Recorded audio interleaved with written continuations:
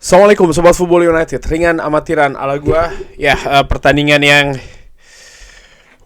sangat dinamikanya sangat tidak beraturan, naik turun, kesalahan lini belakang, kesalahan kiper, skor yang banyak ya menurut gua, 7 gol dalam satu pertandingan. Tapi bagaimana keadaan sebenarnya di atas lapangan menurut gua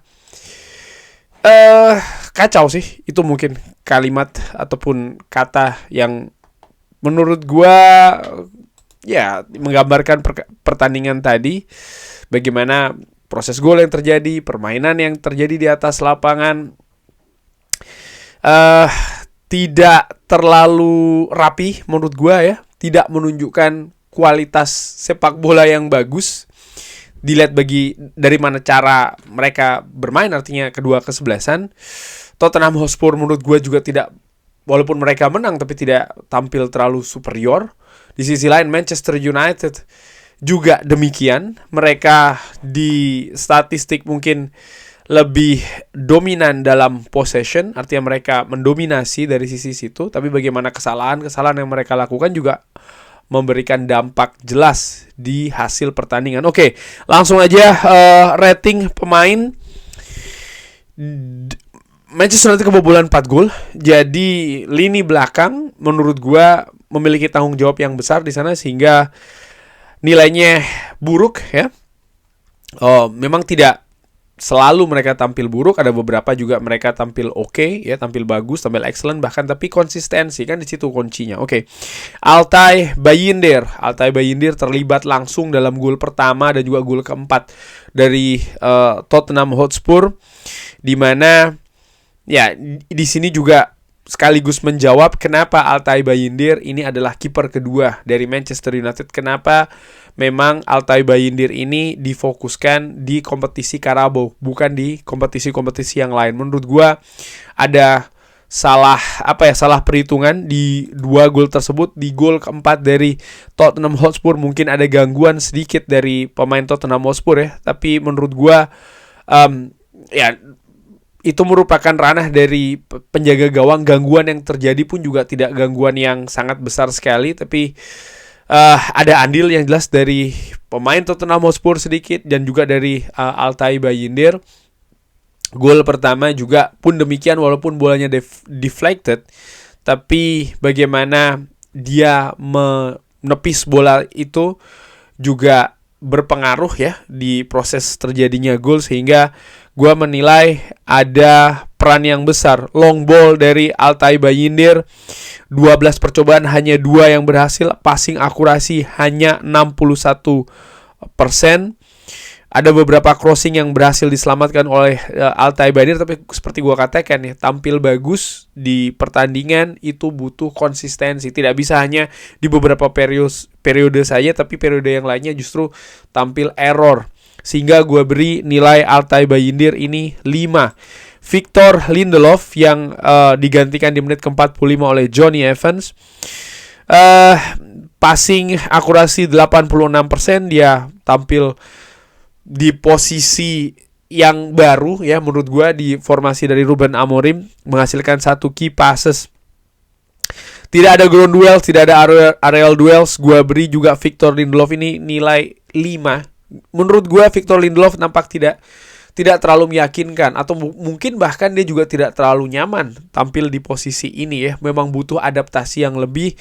Victor Lindelof tidak terlalu banyak terlibat ya, belum terlalu banyak terlibat, masih lebih sering dia dalam pemulihan karena cederanya, dan bahkan harus diganti karena ada situasi fisik yang menurut gue ya memaksa dia harus diganti.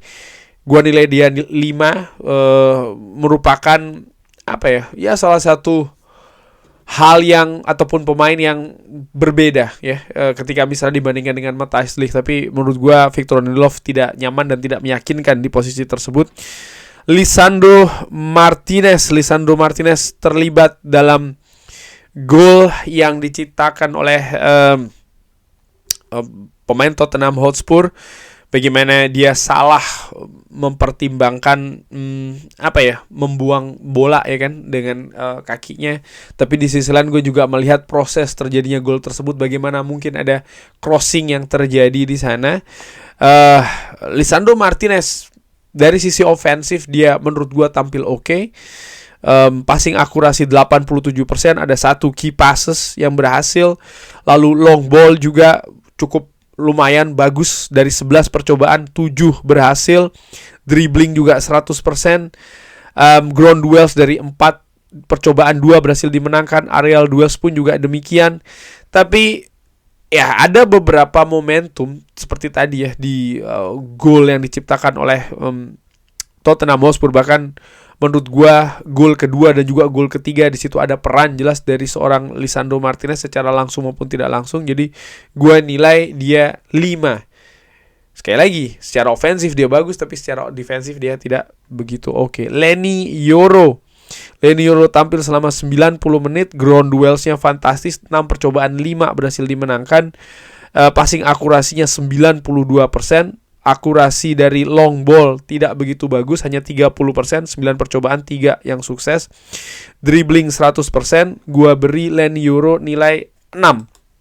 Mungkin Leny Yoro penampilannya yang paling oke jika dibandingkan dengan 2 back tengah lainnya, Victor Lindelof dan juga Lisandro Martinez. Tapi secara unit lini belakang Manchester United buruk menurut gue.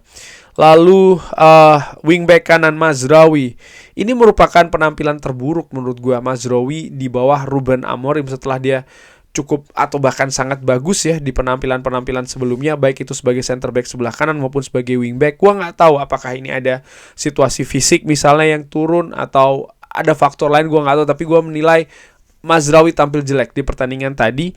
Passing akurasi 80%, key passes 1, ground duels dari 13 kali percobaan 6 kali yang berhasil, aerial duels 0%, dribbling dari 4 percobaan hanya 1 yang berhasil. Dan ada banyak error menurut gue yang dilakukan oleh Nocer Mazraoui. Di samping juga ada beberapa peluang yang tidak bisa dimanfaatkan oleh Nocer Mazraoui. Gue beri Mazraoui nilai 6. Christian Eriksen tampil 56 menit. Di babak pertama dia gimana ya? Eriksen menurut gue dia tidak bisa tampil dengan intensitas tinggi karena ini bukan style dari Christian Eriksen. Dan gue yakin Ruben Amorim pun juga tahu hal tersebut. Tapi di babak pertama dia mengandalkan atribut dari Christian Eriksen, yaitu berupa bagusnya Christian Eriksen dalam membaca permainan, dalam melepaskan umpan. Menurut gue di babak pertama dia tampil bagus. Walaupun tidak ada key passes yang dihasilkan, tapi bagaimana distribusi bola dari Christian Eriksen menurut gue oke, terutama di babak pertama. Namun menurut gue yang kurang dari Christian Eriksen adalah kontribusi defensif. Tadi nyaris hampir banyak kesempatan dia di cover ya oleh Ugarte atau bahkan oleh Bruno Fernandes, sehingga menurut gua Christian Eriksen di pertandingan tadi gua beri dia nilai 6. Karena ya sebenarnya setelah pertandingan menghadapi Ipswich, gue berpikir memang Christian Eriksen ini tidak pas dengan situasi di atas lapangan Manchester United 3-4-2-1, terutama di posisi gelandang tengah. Tapi tadi sebenarnya gue sempat skeptis ketika gue melihat line up dari Manchester United, ada Christian Eriksen di sana. Tapi ya itu tadi, dia mungkin lebih bisa mendistribusikan bola secara ketika ofensif, tapi menurut gua butuh keseimbangan gelandang tengah di situasi 3-4-2-1 ini. Tidak hanya untuk menyerang saya, tapi juga defensif, dan itu yang gua lihat kurang dari Christian Eriksen. Ugarte tampil fantastis 70% 70 menit permainan, 85% passing akurasi, 13 percobaan ground duels, 7 yang berhasil dimenangkan, berarti lebih dari 50%. Ya menurut gua Ugarte tampil seperti Ugarte yang diharapkan, artinya dia menahan dari lini tengah ya, gempuran-gempuran dari Tottenham Hotspur. Gua beri Ugarte nilai 7 di pertandingan tadi. Ada 7 total tackling, 3 interception yang dilakukan oleh Ugarte. Fantastis. Diogo Dalot di pertandingan tadi 6 crossing, hanya 1 yang berhasil. Long ball 5 yang berhasil didaratkan hanya 2 ya. Big chances created 1. Ada 4 key passes dari Diogo Dalot. Gua melihat Diogo Dalot di pertandingan tadi, sampai dengan bola itu masuk ke sepertiga akhir, dia tampil oke. Tapi sering masalah terjadi ketika dia masuk di sepertiga akhir itu tadi. Dan ini sebenarnya masalah secara kolektif. Dari sisi defensif, 7 ground duels, hanya 2 yang dimenangkan. Aerial duel 100%.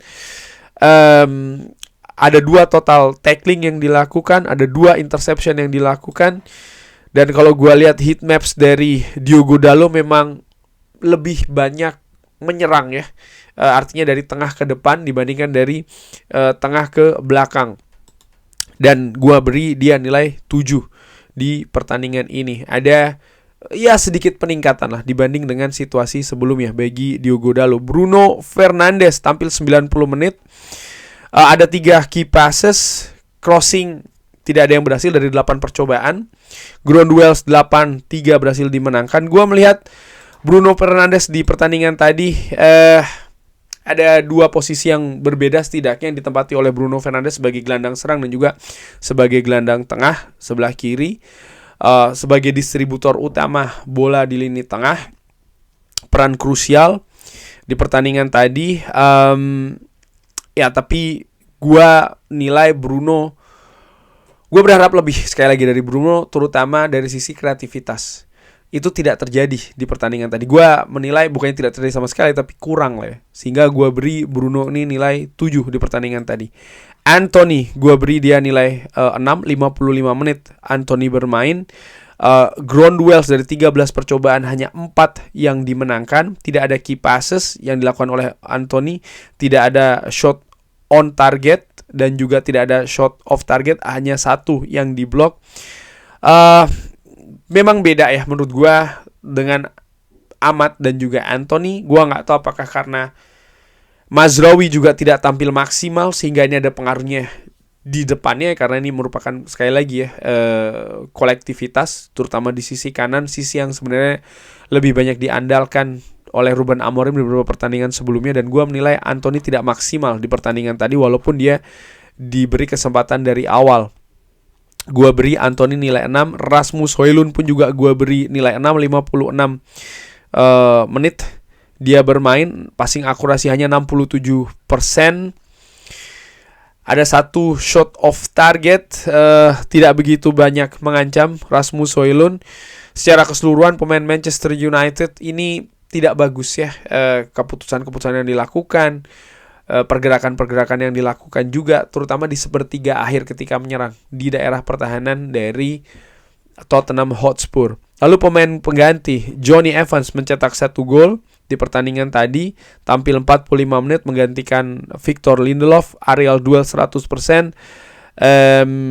Ya, tidak ada tackling yang dilakukan oleh Jonny Evans. Gua melihat Jonny Evans yang juga terlibat ya dalam salah satu gol tadi yang diciptakan oleh Tottenham Hotspur, walaupun dia juga mencetak gol dari corner. Gua menilai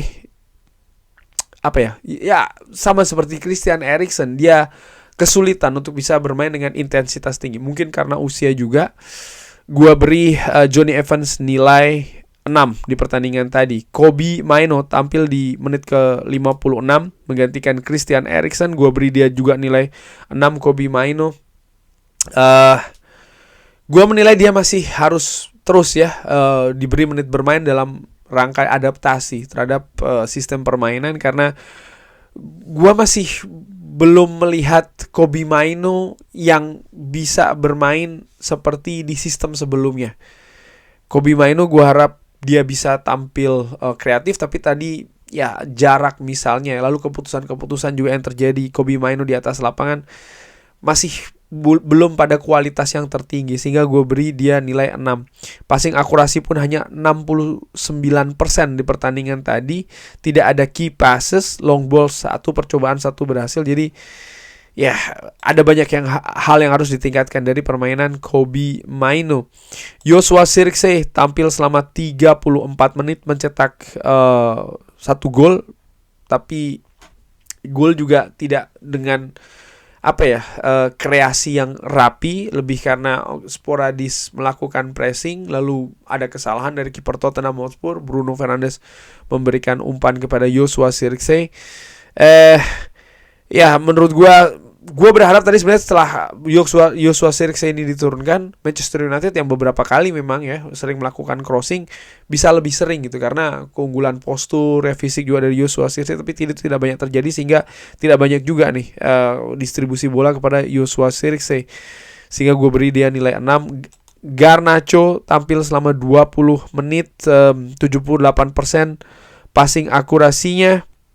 Tidak ada ancaman dari tembakan yang dilakukan oleh Alejandro Garnacho. Tidak ada umpan kunci, tidak ada crossing, tidak tampil mengancam menurut gue Garnacho. Gue beri dia nilai 5.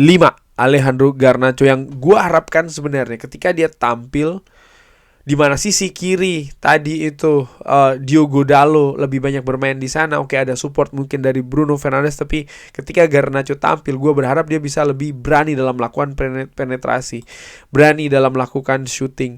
Tapi itu tidak terjadi, bahkan dribbling pun juga tidak ada yang sukses dari Garnacho. Jadi gue beri dia nilai 5. Satu pemain, yaitu adalah Ahmad. Gue beri Ahmad nilai 8. Fantastis Ahmad di pertandingan tadi, ada 2 umpan kunci, 80% umpan akurasi, memberikan perbedaan yang sangat signifikan. Tadi Ahmad sangat-sangat istimewa menurut gue ya, tampil hanya sebanyak 35 menit, 1 gol, 1 assist melalui corner. Tadi menurut gue kenapa Ahmad disimpan di bangku cadangan? Rotasi. Manchester United tidak mungkin tampil terus dengan Ahmad. Ahmad memiliki riwayat cedera. Pertandingan dari Manchester United ini sangat ketat, sangat rapat jadwalnya, sehingga ya harus di manage ya waktu bermain, menit bermain dari para pemain. Dan Ahmad mungkin seharusnya kalau Manchester United tidak tertinggal dengan skor yang sangat mencolok, mungkin bisa jadi juga menit bermain dari Ahmad ini tidak sebanyak ini tadi ya, 35 menit. Tapi karena Manchester United tinggal 3-0, Ruben Amorim butuh dan harus melakukan perubahan sehingga memasukkan Ahmad salah satunya. Dan menurut gue Ahmad sekali lagi menunjukkan bahwa dia pemain yang sangat bisa diandalkan, terutama di periode-periode baru ini bersama dengan Ruben Amorim. Kurang lebih seperti itu. Man of the match bagi Manchester United menurut gue jelas ya, seorang Ahmad. Pemain yang terburuk menurut gue di pertandingan tadi ya, gue beri kepada seorang Altay Bayindir. Bagaimana menurut Sobat Football United? Seperti biasa silahkan drop di kolom komen. Terima kasih sudah menyaksikan. Jangan lupa like, share, dan juga subscribe. Wassalamualaikum warahmatullahi wabarakatuh. Thank you.